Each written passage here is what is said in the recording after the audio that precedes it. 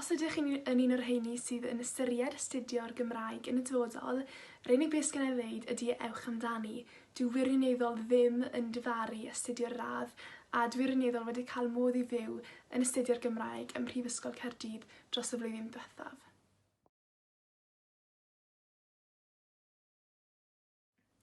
Fy hoff bwnc o fewn y radd yw ysgrifennu creadigol a phroffesiynol oherwydd bod y modiwl yma yn rhywbeth cwbl wahanol i'r hyn o'n i'n astudio yn lefel A, ac yn sicr rydych yn ddysgu sgiliau rydych wirioneddol am ddefnyddio yn y dyfodol.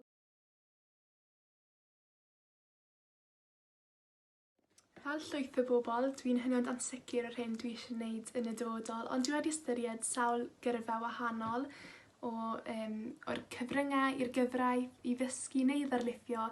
Ond un peth mae'r cael gradd yn y Gymraeg yn wneud yw agor drysau ac yn sicrhau bod swyddi yn mynd i fod allan yna ar ôl i ni orffen.